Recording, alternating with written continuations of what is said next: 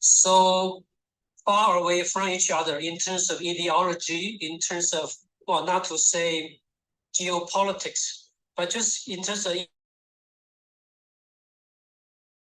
claim to be pursuing, the two countries are so far away from each other. So that's very interesting, and I hope we can have something today after my talk. So, for not to say geopolitics, right? Let me. Now the U2 is coming in. Now I'll mute my. Okay. So now next page. Yeah, go ahead. Page 5 now.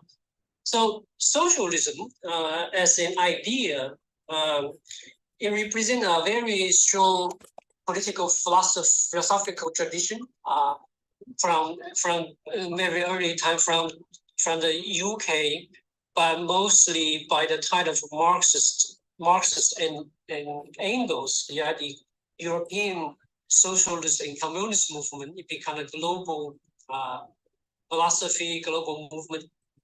So in the meaning, of course, today the meaning of socialism is very broad, but the main things may include one, it's about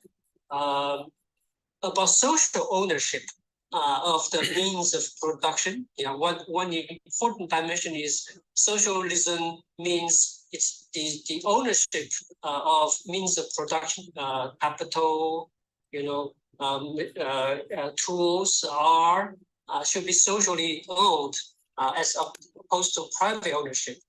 And social ownership, of course, can be many forms. It can be public, or it can be community, communal, or collective, and so on. Socialism is also about state or government, public management, or intervention of social and economic life. And intervention, such state role in social and economic life, the purpose is to achieve a more equitable distribution of social and economic goods. When socialism is about equality between social classes, it's about reducing inequality to lift up the economic status of the working class and so on. So that's those are the main ideas of socialism. How? Now, next page, please. Now, in the contemporary world, we have varieties of socialism. In the West, probably the most notable one is the Northern Europe, the Nordic model. The Nordic socialism is about, it's not about public or social ownership, but it allows or it tolerates or it actually support capitalist ownership or private ownership. But it tries to achieve the ideals, the goals of socialism through 3 or 4 mechanisms. One is to promote employer and trade union negotiations that will help improve the status of the working class.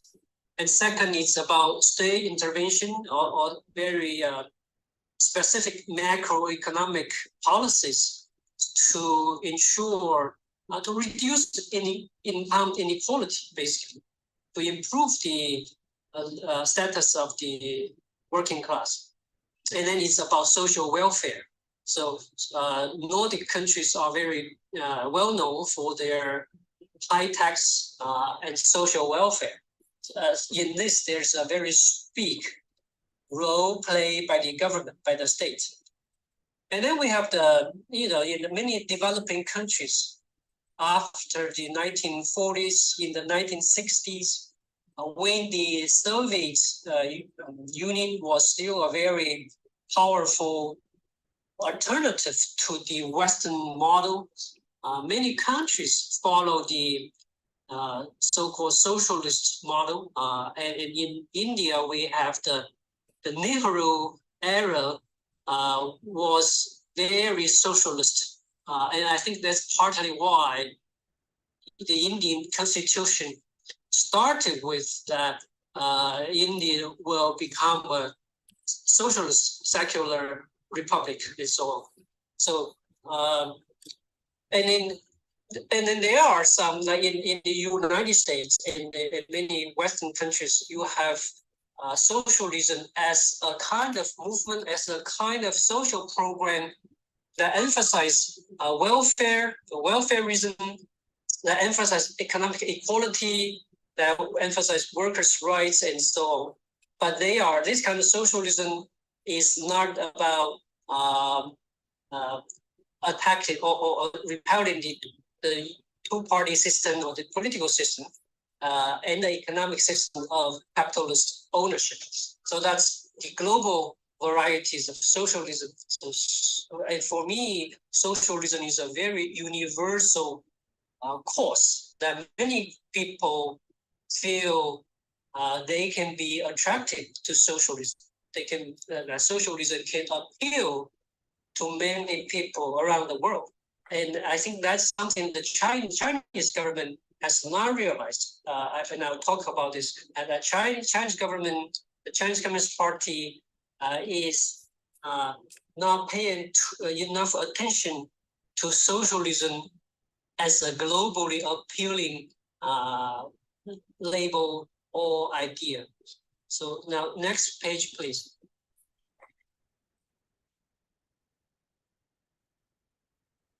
Now, how socialism is practiced in China, of course, you require a lot of time to go through all this. But to be very quick, that after 1950s, actually in 1954, China adopted the first socialist constitution. By the way, that constitution was drafted in Hangzhou, where now I am in. Today there's still a museum on the little hill near the West Lake, where Mao Zedong, the leader of China at that time, came to deliberate on that draft of constitution of 1954. So socialism after that in China means one, states and collective ownership of economic goods, of economic the means of production, and then it is about state planning of economy. So this is completely the Soviet model. And as I said earlier, India was part of this group of countries as well. And then it's about state-led industrialization. And in this, one institution was the Hukou institution. Hukou in China does many things, but one function it served was a labor force regime to separate Chinese people into urban population and rural population as a way for the rural sector to subsidize the industrialization. So that, to be very quick, this is what socialism in China was about in the 1950s or since 1950s. Next page, please.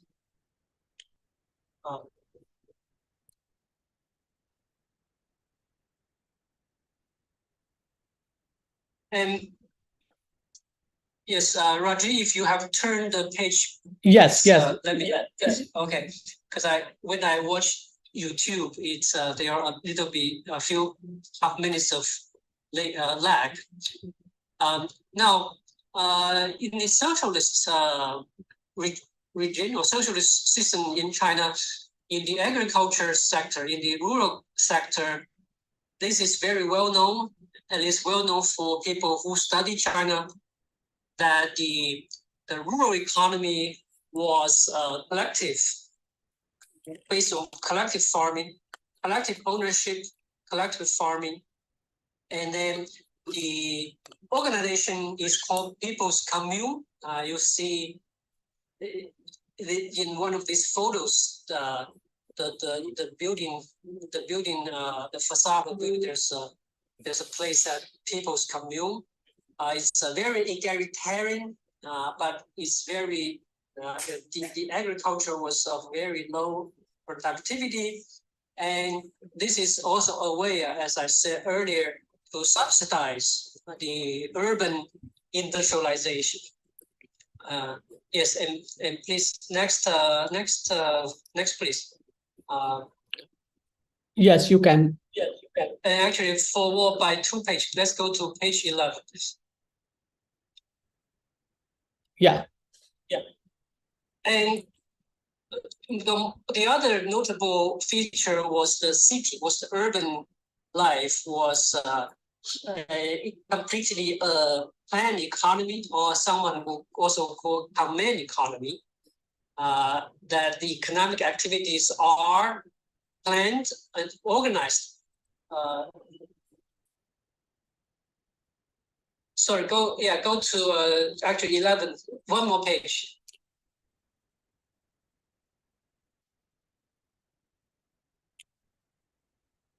Yes, plan economy, command economy. Yes, Okay. yes. I mean, the last page was about how the states, how industrialization was being pursued in China during those years, in the 5-year plan format. But let's just move to talk about the overall planned economy, that the economic activities were organized and planned by the government, and people's life goods are rationed. So many people know this very well. The photos on the right shows some of the ration books and the ration coupons of urban residents when they have to buy, when they have to acquire grain, clothes, and other life goods such as meat and even tofu, salt, and so on. So it is a way of the state control all the resources, as they allocate, distribute all the resources. And in terms of how the economy runs, the firms, the state-owned or collectively owned company, factories, there were no companies at that time. They were not subject to market incentives. They are not responding to market. They are all responding to government orders, government commands, or government signals. So, okay, next page, please. Yes. All this is also known as the Soviet type big push industrialization. And we can be very, very fast here. People who study China know this very well, that between 1954, 56, and 1978, China did make significant progress in terms of industrialization, but the economy was overall very unbalanced, and that people's living standard was not improving. The government focused on large-scale capital-intensive enterprises at the expenses of people's livelihood.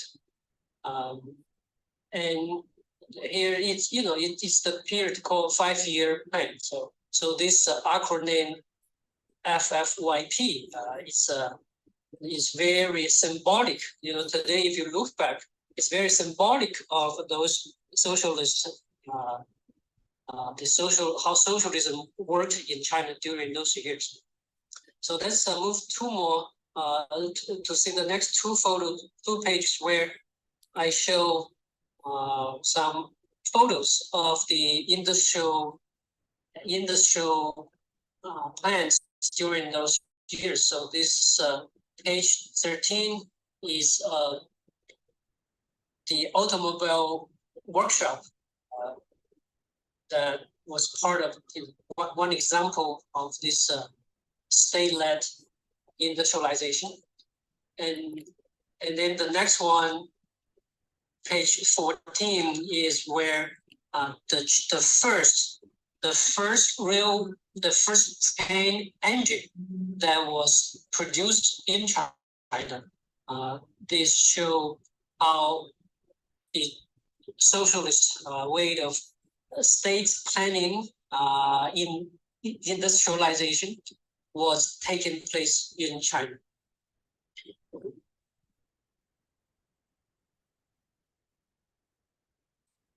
So that's page 14.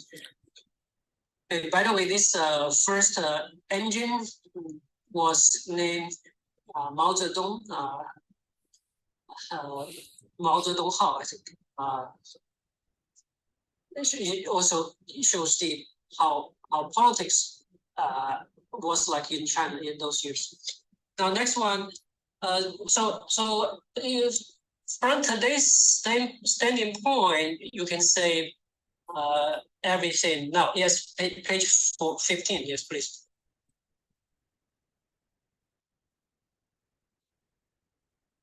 That everything changed in 1978.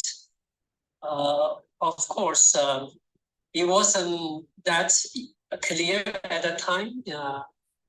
Change happened in a gradual way. It took many years for all these reforms to be consolidated, to be accepted by China, and to show how successful these reforms could be. So this just called the 1980s reform, or the Deng Xiaoping reforms. And basically, it includes several changes to what I call the socialist institutions. That in terms of the rural sector, it was about the Deng Xiaoping reform was about decollectivization, just change from collective farming to household farming, and also Raji, I'm still on page 15. Next, yeah. Yeah. This one, 1978. Yeah, you have a Deng Xiaoping on the right, upright. Yes. Yeah. Okay. So the Deng Xiaoping reforms basically are reforms against the socialist institutions I mentioned earlier. It was a change from collective farming to household farming, and also allow the rural sector to develop industries, to develop township and village enterprises. And it's also about opening to the capitalist economy. Yeah. So before that, China's economy, because China believed itself to be a socialist country, it was not open to the so-called capitalist world, meaning the United States, the Japan, Europe, and also the capitalist economies near mainland China, Hong Kong and Taiwan. So and also South Korea, Singapore, and so on. But the Deng Xiaoping reform, a major part was to open China to this capitalist economy. And the most notable example was the so-called special economic zones. One of them is Shenzhen, and you will see the photo next. And also in the state, in the urban sector, it was about moving the state planning, state control firms, that's the state firms or collective firms, moving them from responding to the government to responding to the state, to the market. So overall, these reforms are what Barry Norton, I think a very good economist in the United States studying China, what he called a process growing out of the plan, meaning growing out of the economic planning system. And so next page, please. We'll see, if you see Shenzhen today compared to Shenzhen in the 1980s, people like to use this comparison, this change to one of China's most successful cities as an example of how important the Deng Xiaoping reform have been for China. Basically, this narrative is, after Deng Xiaoping's reform, it was how China gets to what it is today was because of those reforms, in the 1980s. And the next page is similar. It's about how Shanghai has developed compared to the 1990s. So in 1990s, there was another round of economic reforms following the Deng Xiaoping reforms.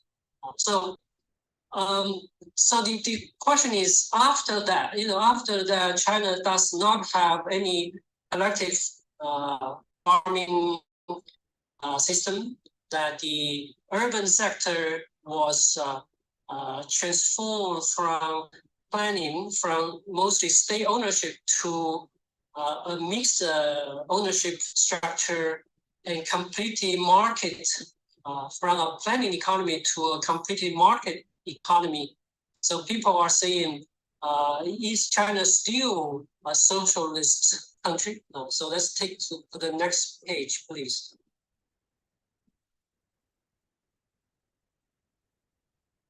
So is China, after all these reforms and marketization reforms, is China still pursuing socialism? Some people say, no, China is no more a socialist country. China is what China calls itself socialism with Chinese characteristics, should be actually more accurately called capitalism with Chinese characteristics. So this scholar called Huang Yasheng, he has a book with this title. And then the other, I think I just use two examples. There are many. So the other one is Frankie Piquet. This one is I think he's now in Germany. He's a Dutch scholar. In the book, he said, China, in terms of China's system, he says, it is a system of authoritarian socialism that makes capitalism possible. So I don't know how that, how to make sense of this sentence. If China's socialism is making capitalism possible, it is. If we're, if you say socialism is the opposite of capitalism, how can the two coexist in China? So what I think, and what the Chinese official argument is, that China is pursuing what they call the socialism with Chinese characteristics, But what is it? What is socialism with Chinese characteristics? Is one, it is the political system is still very standard Marxist-Leninist political system, meaning you have a Communist Party as the ruling party, and the Communist Party still maintain its Marxist ideology. So that for the Communist Party and for the Marxist tradition is what socialism is about. And actually the term is for the scientific socialism.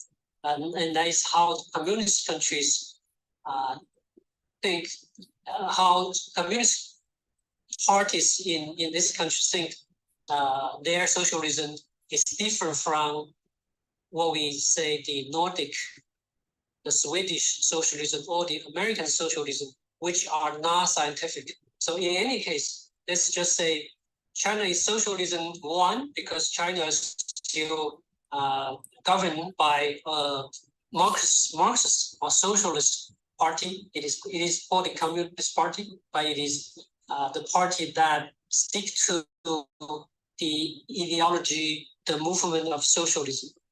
And second, there's still very strong role of the state in economic planning, in economic guidance. It is not like the past 5-year planning model anymore, but China still, the government is still very active in terms of long-term planning and guidance. And thirdly, there are a lot of socialist progress. In terms of the government's overall policies, they are strong, very clear socialist orientations in terms of supporting and emphasizing the working class rights, and in terms of limiting inequality and promoting equality, promoting so-called common prosperity, and so on. Let's move to the next page.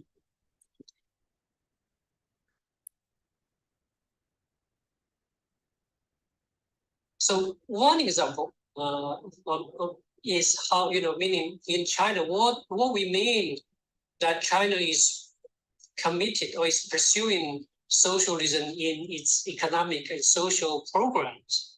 One is that in recent years, there was, in the past, Deng Xiaoping talks about socialism is we should let some people get rich first, and then we will get everybody to become rich. So there's the idea of we should not allow poverty to characterize China. And then now the program is called common prosperity or inclusive growth. And another example is how the government is very seriously tackling poverty. We don't have time today, but for the last 10 years, there were 8 years from 2012 to 2020, the government rolled out a very large-scale poverty eradication program called targeted poverty alleviation. Yes, I don't have time today, but basically the point is, although by 2010, 2012, the population living under poverty line in China had been rather small comparing to the national population. If you are in a different country, if the political party is concerned with electoral victory, the party can afford to overlook, can afford to not working to help this maybe less than 10%, 8% of Chinese population. But the Chinese party was very serious about lifting all these people living under the poverty line out of poverty. So it was achieved by 2020. So this was something happened during the last 10 years. And then this goes to how the party and Chinese society understand socialism. Like Deng Xiaoping said, poverty is not socialism. So if you want to call yourself socialism, you should fight poverty. The second, he also says socialism rejects excessive inequality. So one way to do that is to ensure people of lower class they are not left behind, and that's very socialist. I use. Okay, one more page, the next page. Of course, today, if you want to discuss socialism in China, there are many things to discuss, and then this will be one example in this photo that today they are in many communities. They are, in the past 20 or 30 years, in terms of catering, in terms of the restaurant industry, it is, of course, very booming, a very marketized catering industry. But in the last few years, a kind of state-owned, state initiative had coming to provide affordable food, a meal to residents. So it is kind of the old style of state or public canteen coming back. But the point is, although you have a very marketized food industry or restaurant industry, now you also have this kind of socialist catering services that afford good quality, affordable food, a meal to people. So this one I just saw recently in Shijiazhuang, and their slogan is, our service will enable residents to eat, to have a meal by 5 yuan. And then if you want to eat well, you only need to spend 9 yuan. Okay, let me go down to the next page quickly. That the idea of socialism is still very clearly shaping or defining China's policy making, China's social and political discourses and so on. So for example, that Chinese government have said 2035 to be a timeline for China's modernization. But China's modernization, this is another topic, but China's modernization should be called socialist modernization. It is not a capitalist, so to speak, capitalist modernization. And there is certainly a very strong element in this, meaning a modernized China should be a country that everyone, include especially the common folks, enjoy a higher living standard, and that's what socialism is partly about. And next, please.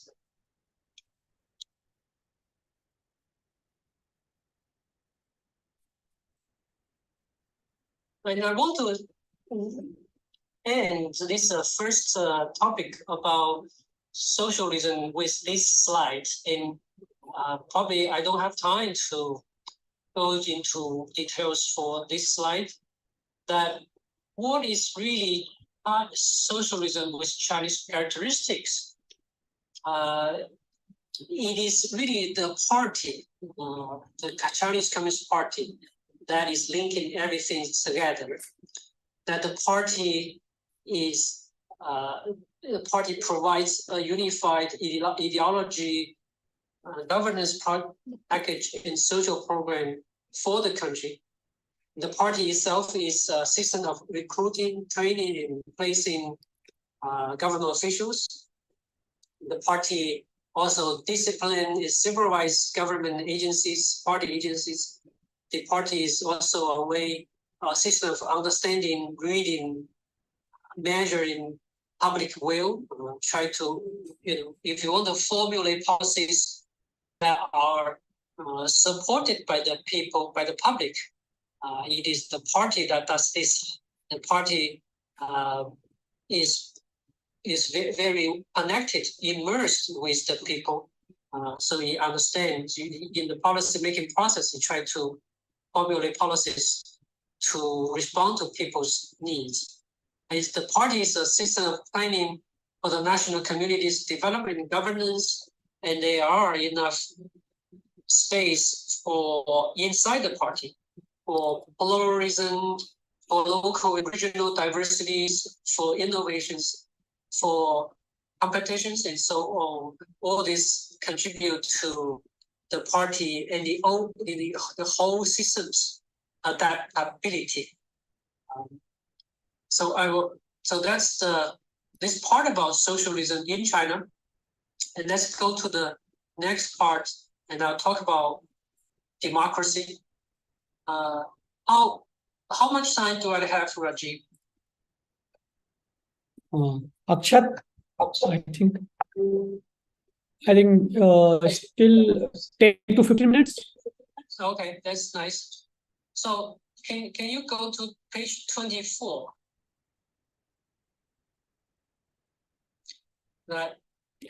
Yes, this one.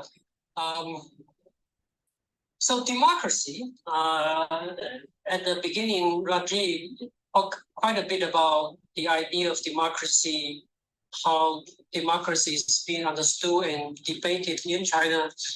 Let's go back from the very beginning. Democracy began as a very bad word.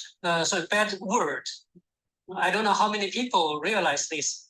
Democracy in the Greece time was deemed a very bad type of political system. The table below is how Aristotle categorize the different political systems in Greece.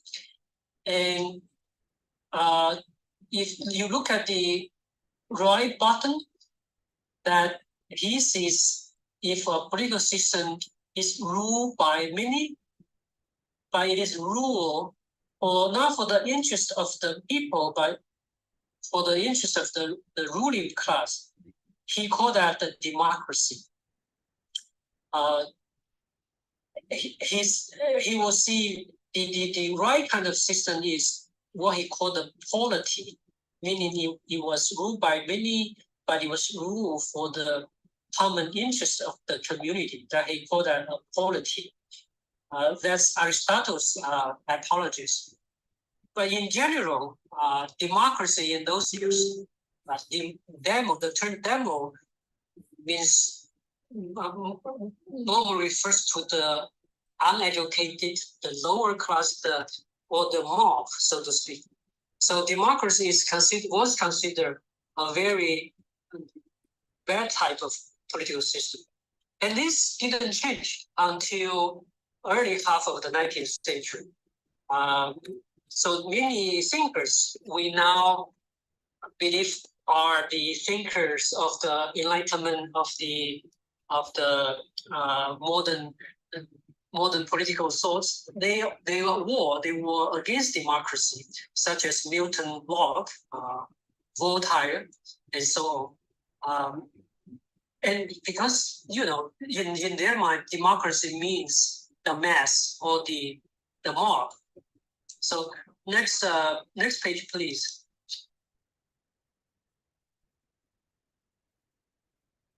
it was by mid-19th century, democracy gradually became a good name, become a desirable system of government, meaning democracy, the idea of people's rule become widely accepted.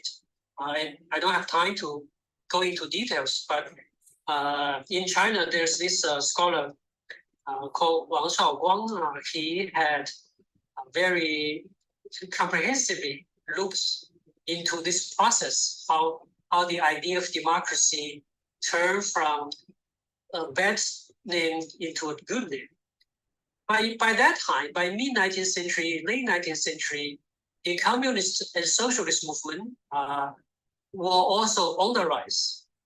And they were actually championing the working class, the proletariat's rights. And into the 20th century, especially after the Soviet Union was created, the socialist system were gaining more and more support in the world. And we saw earlier India was also very attracted to the socialist way of political system, of economic system. And it was in this context that Western, the capitalist thinkers, most notably Joseph Schumpeter, he defined the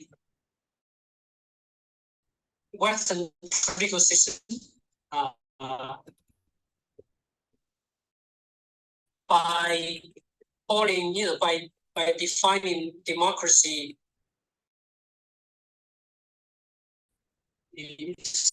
through this now procedural definition of democracy as competition. So if you succeeded in defining democracy as multi-party competition, then the socialist countries, they became illegitimate. They became non-democratic. They became the wrong kind of political system. This is a very important, very critical turning point in the intellectual tradition of the world, in the world's intellectual history, that the understanding of democracy turned from people's rule to electoral competition. Let's move to the next page. And actually go two more pages to page 27. Just skip one page to page 27, and let's look at the Western, which is also how India, or why India is categorized as a democracy where China is not. And it is because this definition of democracy, go back to one, Rajiv, to page 27, the Western definition of democracy, where you have a photo. Yes, a photo of American election. It is here. Yes, this one. Yeah. So the Western definition of democracy, one, you need two or more political parties competing for political rule. And actually in the US, it's always two parties. The small parties never quite count. And through periodic votes, normally every 4 years or every 5 years, people delegate, quote unquote, delegate the right to rule to the politicians. So now democracy is no more about people's rule. It is about the electoral processes. So some people call this electocracy instead of democracy. This is called electocracy. Okay, so now we go to the next page.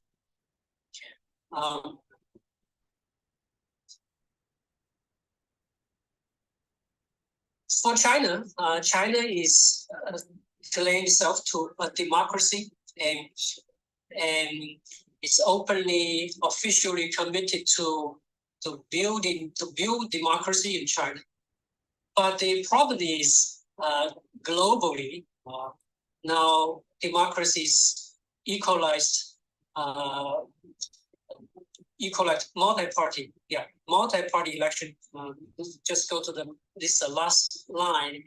Somehow, multi-party election, the electoral competition has hijacked the definition of democracy. So when China claims itself to be democracy, Western countries refute that. And India, including India, does not accept China as a democracy. So let's go to the next page.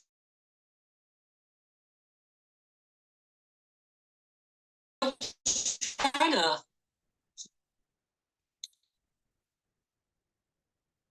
in terms of China and democracy, there is a very strong tradition of China's Minben, or people's roots tradition. Minben is not about people's rule. It's about rule for the people.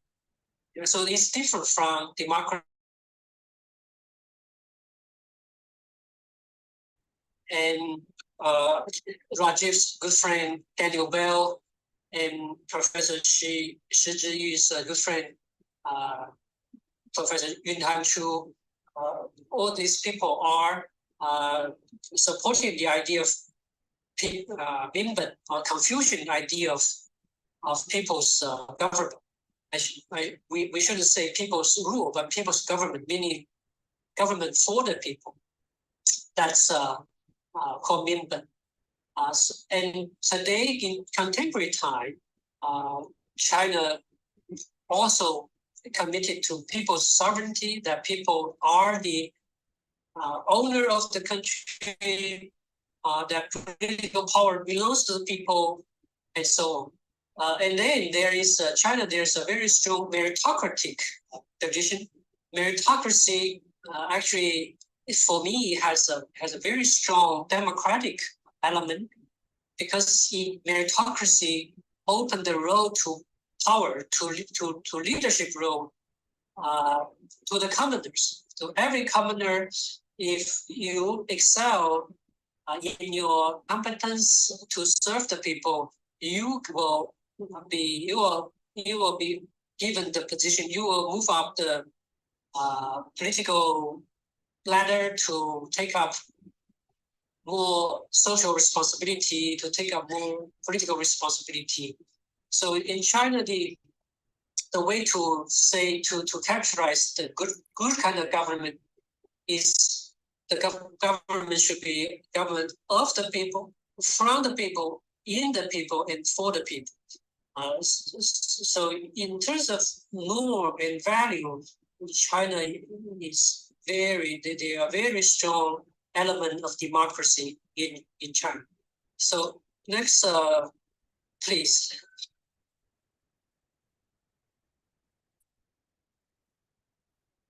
So in the last few years, we actually see the Chinese government are mounting a counter-offensive, so to speak. They are pushing back. The Chinese government is pushing back to the Western monopoly of the discourse on democracy.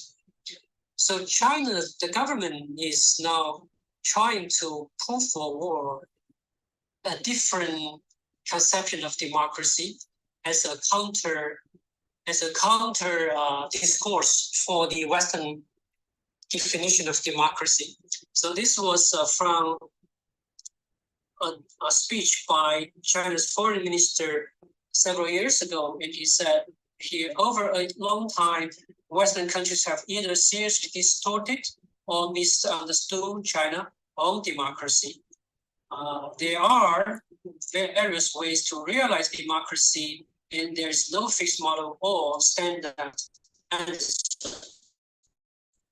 China's socialist democracy upholds the organic unity of the leadership of the Communist Party of China, the running of the country by the people, and law-based governance. So China's political system is a whole process democracy. And he gave an example that in many policy-making processes that Chinese people are playing very important roles influencing the policy process. And next page, please.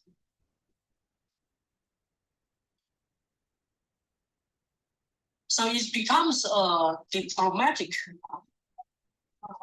issue for China, between China and the United States, that China is trying to fight back in terms of the idea of democracy, that China believes it has its own definition, own conception of democracy, which is at least equally legitimate as the United States way of democracy. So here on March 19, 2021, when the Chinese delegation met with the US delegation in Alaska, the Chinese side said the US has its style of democracy and China has its style of democracy. Professor Wang, we have to finish by 5, so can we? Okay. So, and then we will have a Q&A. Yes, I am already finished. So basically, what I'm saying, China and Russia and some other countries are trying to fight back in terms of how to define democracy, which country should be qualified as a democracy. So let's go to the next page. And the next one, maybe go to page 33, please.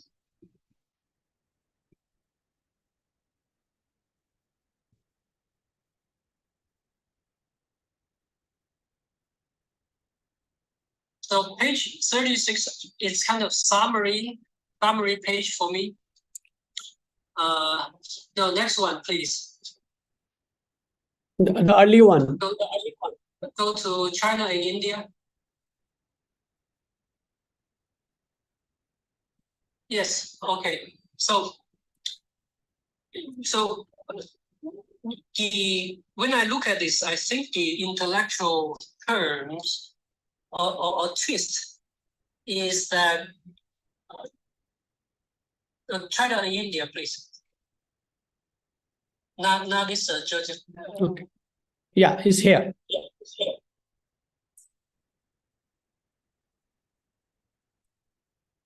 I think the intellectual twist in this is one that socialism, the opposite of socialism should be capitalism. And you know, socialism is much widely accepted in the world. And capitalism today in the world has a very bad name in general. So not many people can openly advocate for capitalism. So they talk about marketists, they talk about market language, the neoliberalist terminology. Market for them is actually they're defending capitalism. And they can attack socialism, but only by claiming socialism is anti-market. And between China, what should be a battle of socialism versus capitalism actually becomes a battle of one-party system vis-a-vis a multi-party system. So US has claimed itself because we have two-party elections, so we are democracy. You don't have multi-party elections, so you are authoritarian system. So in this, I think it's intellectual twist that the West and the United States have succeeded in using the democracy battle to replace the socialism battle. And in this, very interestingly, India is aligned with the West in terms of democracy, but it should be aligned with China in terms of socialism battle. But that, this socialism battle now is not being fought. China is not taking, is not, what I say is not competing for discourse, for narrative using the socialist, using the socialism as a rallying concept. And so it is slightly similar to China and India in terms of geopolitics. When it comes to China-US relation, India is tilted toward United States. But when it comes to China-Russia, when it comes to Russian relation, India and China actually are aligned together more toward Russia than toward the United States. So what I'm saying is, in terms of socialism, actually China and India should align much more with each other. But in terms of democracy, India is clearly aligned with the United States. But for me, that is because the democracy has been technically defined as elections. So I will stop here. I can take some questions from the audience. Thank you, Professor Wang, for giving us a very comprehensive take on socialism and democracy in China. Let me, just a minute, I think.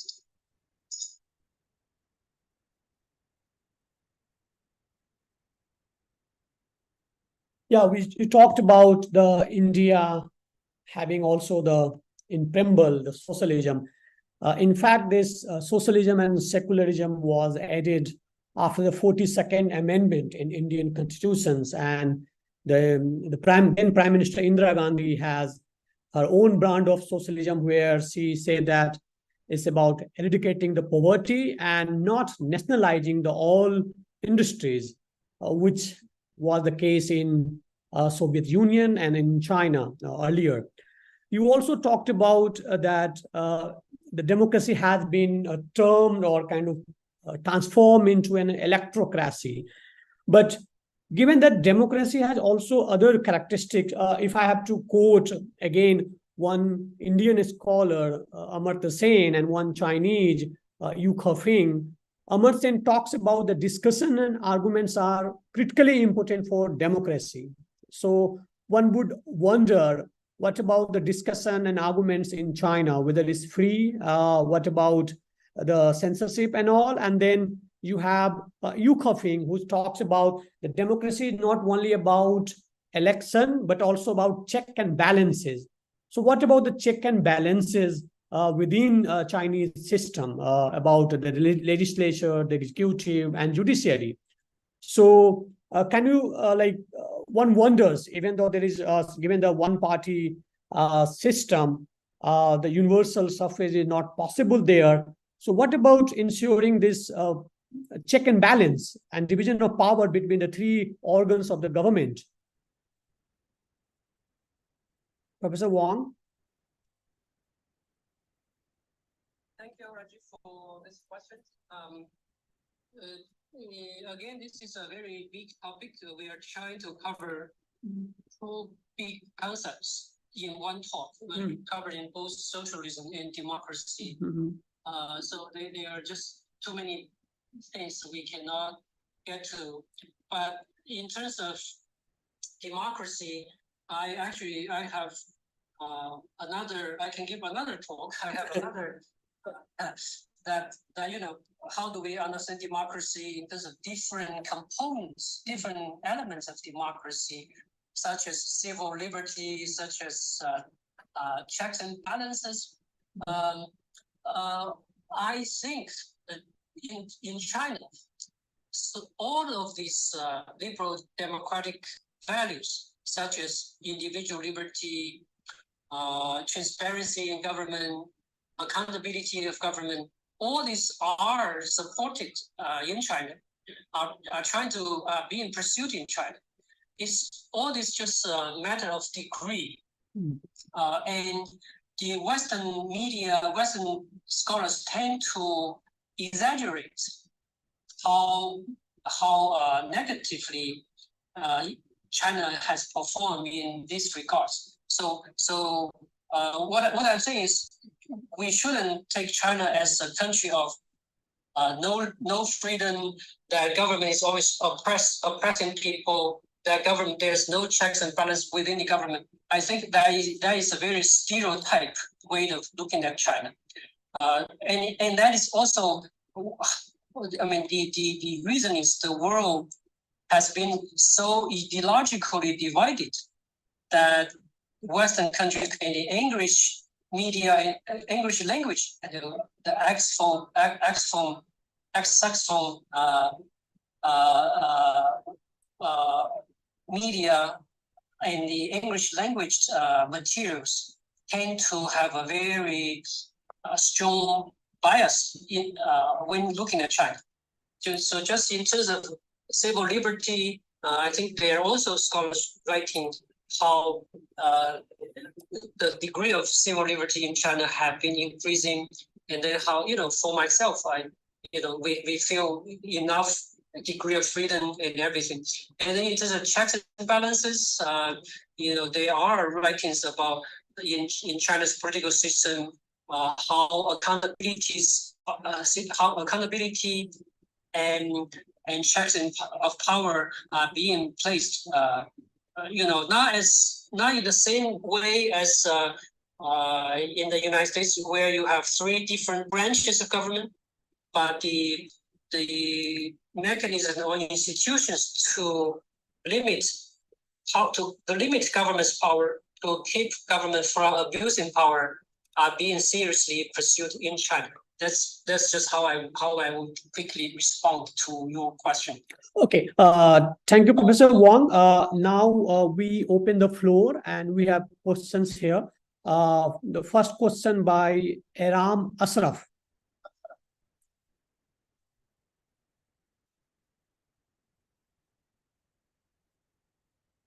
Aram Asraf, please ask your question.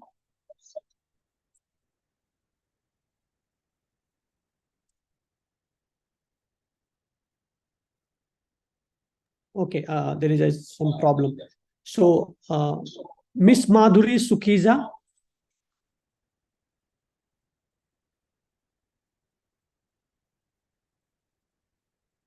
Yeah, please go ahead.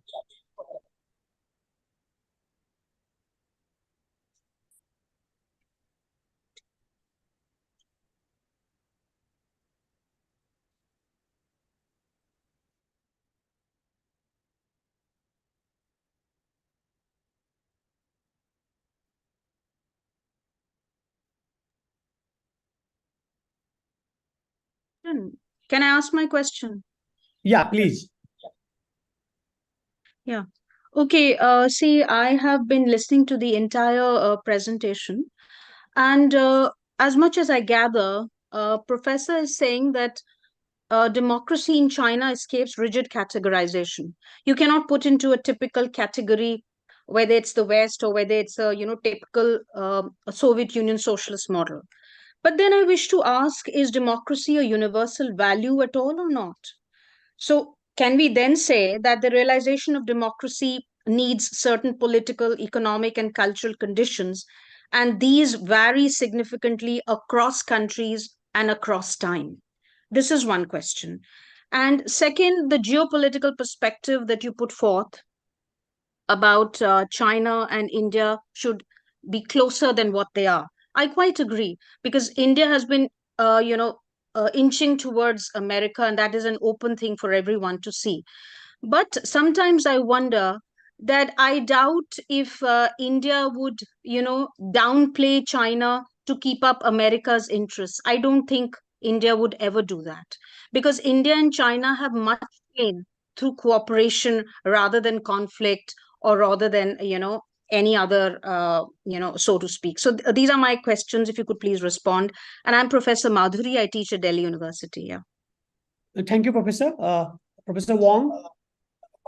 Okay, thank you for the two questions. Yes, for the first one, I agree. Democracy is a universal value. And I think in my talk, I tried to illustrate that it is also supported. It is also a value that China endorses, and China is trying to put in places that political institutional arrangements to realize democracy, basically to reflect, to show that people are the root owner of the country, that political power should serve the people, and so on. What I do not agree is that democracy can be only defined by multi-party election. That is my bottom line argument.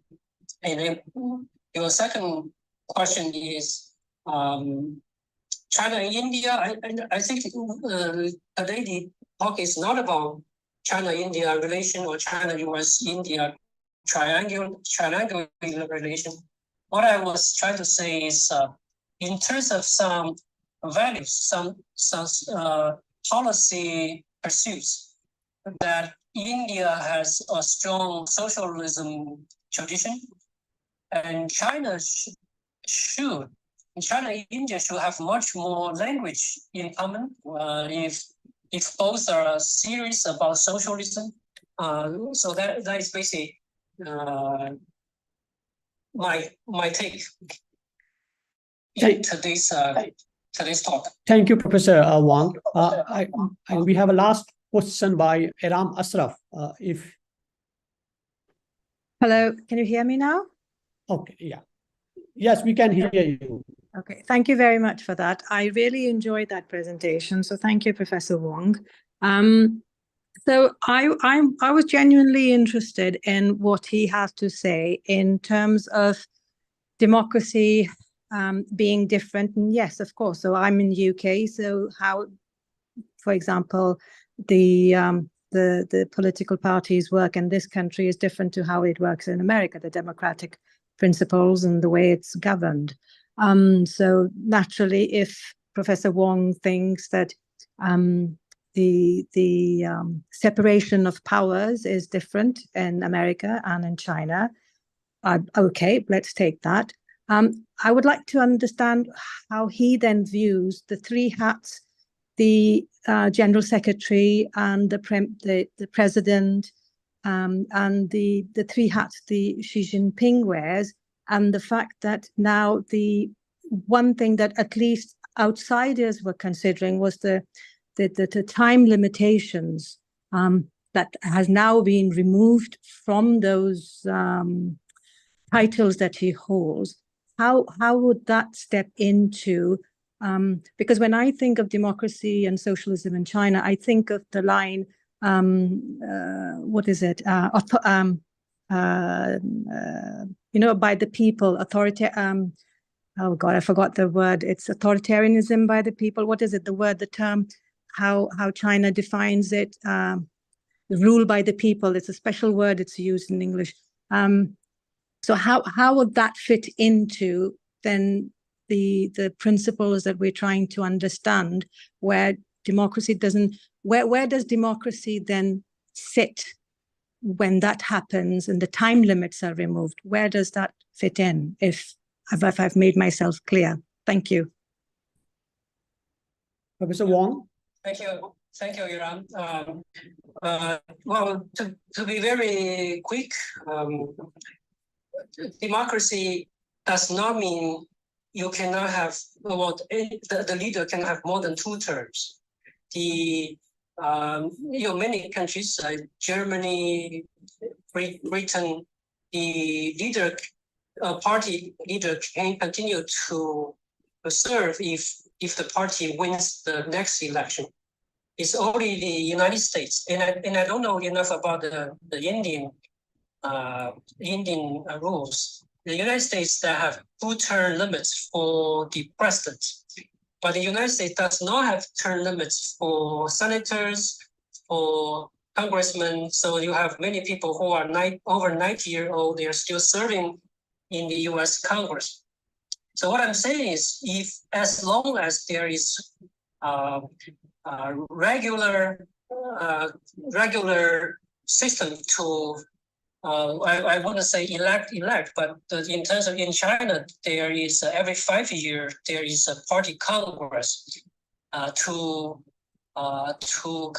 confirm or to elect the top leadership, and I don't think China today in China the party leader is having a lifelong tenure. That's not true. It is just the party agreed to remove the 2-term limits, but it still means that every 5 years there is a requirement that any party leader needs to be approved by the party. So that's a very, very simple way to answer your question. And then I also didn't think that the top leader in this country, being the party leader and the military leader and the president, it's a major violation of democracy. In many countries, you also have the leader also being the chief commander of the military and also being the leader of the ruling party. Thank you, Professor.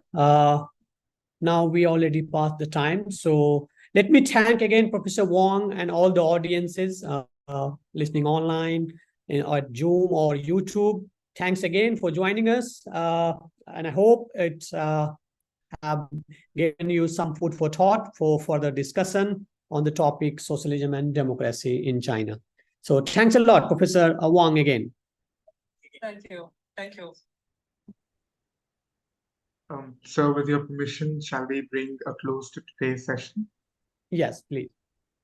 Thank you, sir. With this, we shall wrap today's session. We thank Professor Wang and Dr. Rajiv Ranjan for gracing today's session with their presence and for giving us their precious time.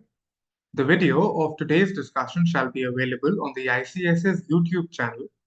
The ICS conducts seminars every Wednesday. Further information regarding the topic can be found on the ICS website. You may also subscribe to our news